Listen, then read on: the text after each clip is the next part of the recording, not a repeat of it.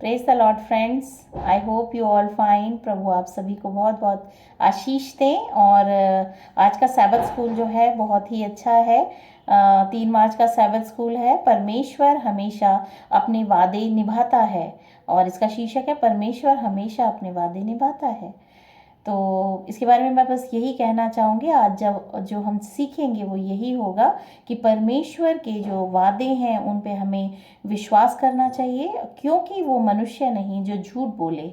परमेश्वर परमेश्वर है, तो परमेश्वर के हर एक वादे को हम जो है बहुत ही महत्वपूर्ण समझें और उसे जो है विश्वास के साथ जो है अपने हृदय में ग्रहण करें, क्योंकि परमेश्वर अपने वादों को निभाता है। क्योंकि जो वो कहता है वो सत्य होता है, और सत्य हमेशा जो है सत्य रहता है, वो कभी नहीं बदलता। तो कभी भी परमेश्वर के वादे बदलते नहीं हैं, वो हमेशा एक जैसे बने रहते हैं। परमेश्वर के वादों पे हमें विश्वास करना चाहिए।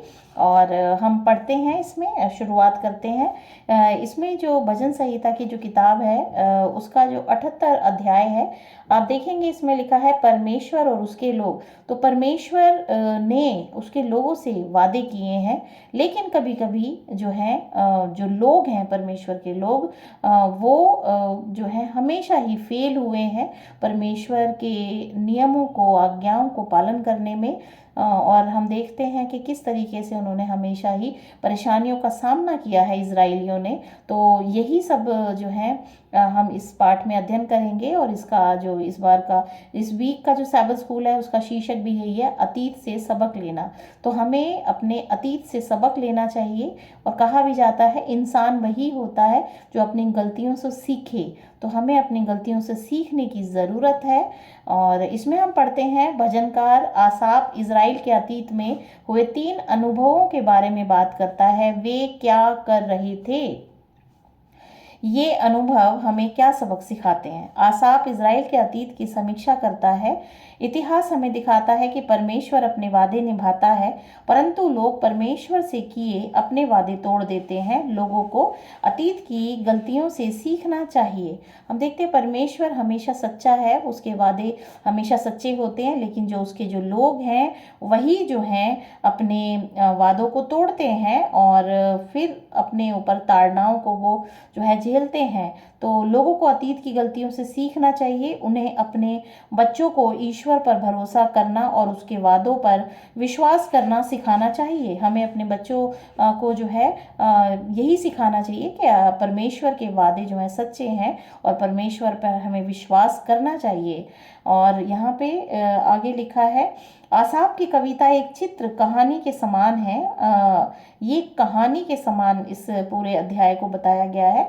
भजन 78 का दूसरी वर्ष बताती है, मैं अपना मुंह नीति वचन कहने के लिए खोलूंगा, मैं प्राचीन काल की गुप्त बातें कहूंगा। यहाँ पे प्रभु यीशु मसीह ने भी जो है मैं थोड़ा सा बताना चाहूँगी। प्रभु यीशु मसीह भी हमेशा दृष्टांतों में ही बातें करते थे, और जो है जिससे कि समझने वाले समझ जाएं और ना समझने वाले ना ही समझें।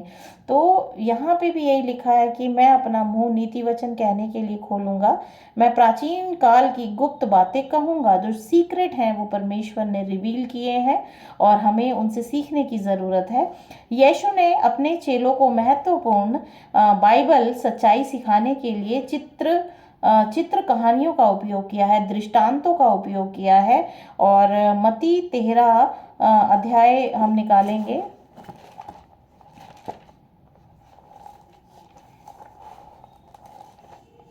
मत्ती अध्याय 13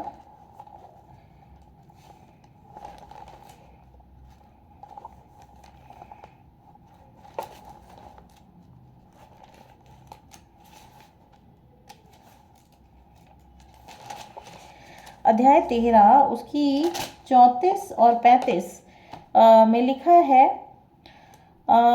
दृष्टांतों का प्रयोग। ये सब बातें यीशु ने दृष्टांतों में लोगों से कही, और बिना दृष्टांत वह उनसे कुछ न कहता था कि जो वचन भविष्यद्वक्ता के द्वारा कहा गया था वह पूरा हो।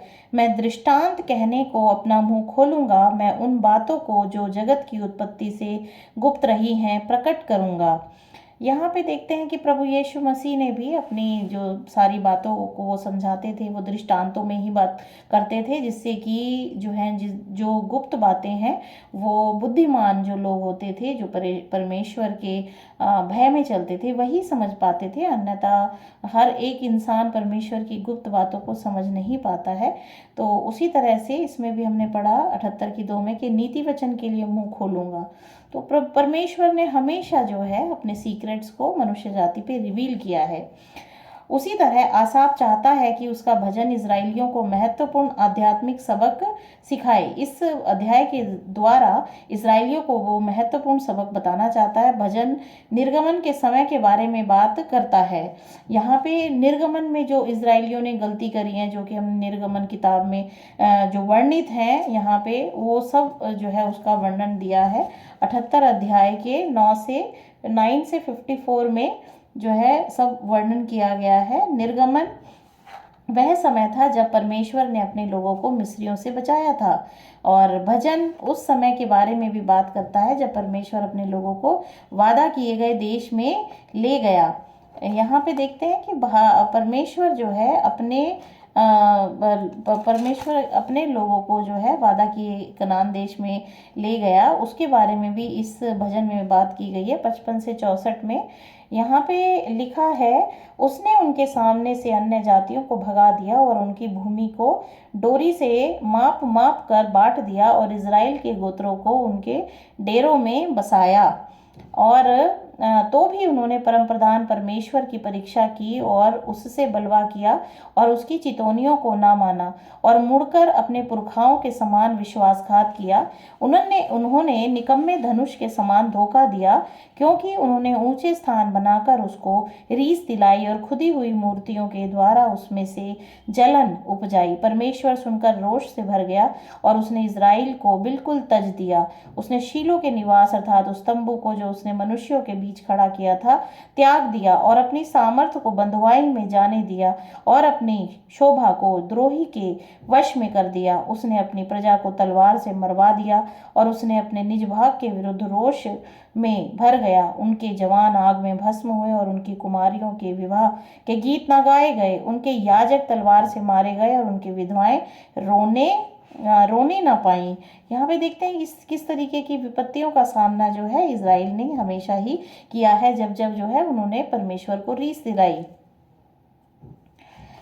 आगे लिखा है, और राजा दाऊद के समय की भी बात हम पाते हैं।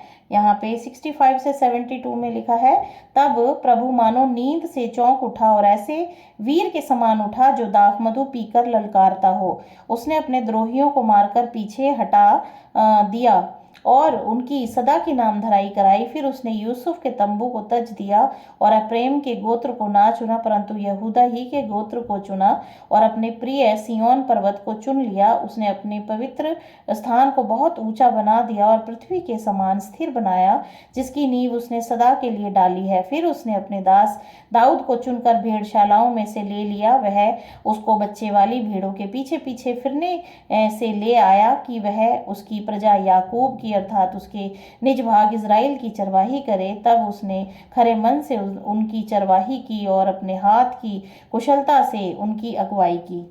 इस तरह से हम देखते हैं कि परमेश्वर ने जो है हमेशा ही जो है लोगों की सहायता की, इज़राइलियों की सहायता की। लेकिन अगर इज़राइली परमेश्वर के विरुद्ध में जब वो कार्य करते थे तो उनको उतारना भी प्रभु देते थे। इस दौर में परमेश्वर ने अपने लोगों के कई शक्तिशाली कार्य किए, परंतु लोगों ने परमेश्वर से किया हुआ वादा तोड़ दिया। और इसमें लिखा है कि उन्होंने जो है ऊंचे स्थान बनाकर उसको रीस दिलाई, जहाँ पे वो मूर्ति पूजा करते थे।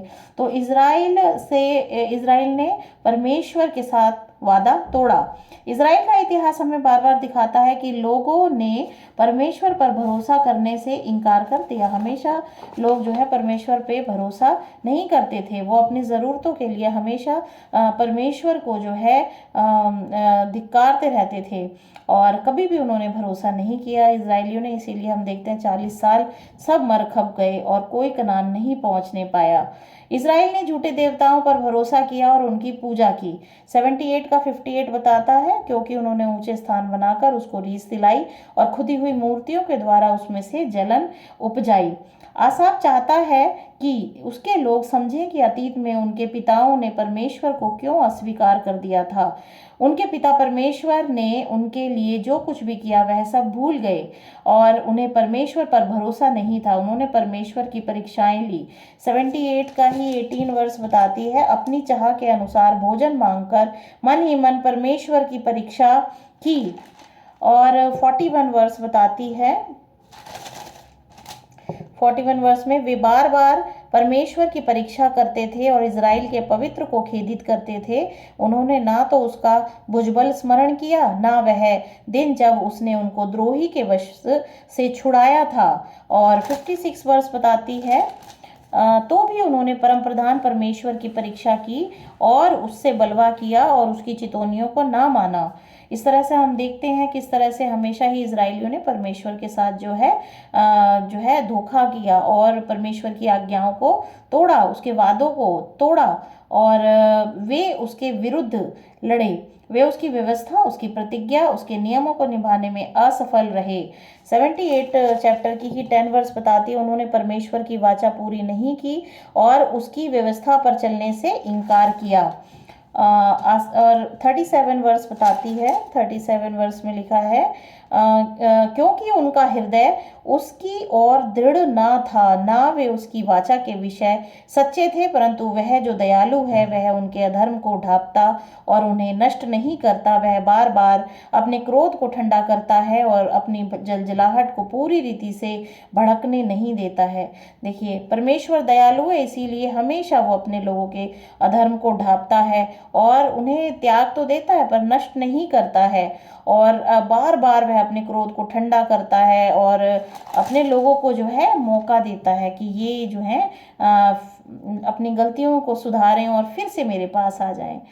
परमेश्वर का यही गुण जो है करुणा है, करुणा है। वो करुणामय परमेश्वर है। हमेशा वो जो है लोगों की गलतियों को माफ़ करके उनको मौका देता है कि ये अभी भी सुधर जाएं।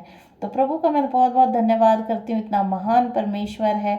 हमारे जो हृदय है परमेश्वर के प्रति जो है, इसमें लिखा है, क्योंकि उनका हृदय उसकी ओर दृढ़ ना था और ना वे उसकी वाचा के विषय सच्चे थे। तो हमें भी अपना हृदय जो है परमेश्वर की तरफ दृढ़ करना चाहिए। हमें उसकी आज्ञाओं के प्रति आज्ञाकारी बनने की ज़रूरत है।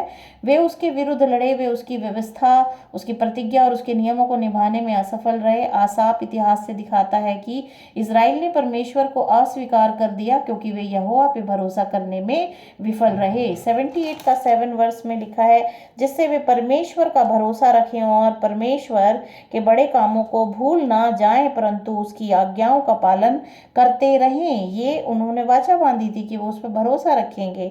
8वीं वर्ष में लिखा, और अपने पितरों के समान ना हो, क्योंकि उस पीढ़ी के लोग तो हठीले और झगड़ालू थे और उन्होंने अपना मन स्थिर ना किया था और ना उनकी आत्मा परमेश्वर की ओर सच्ची रही। इस तरह से देखते हैं कि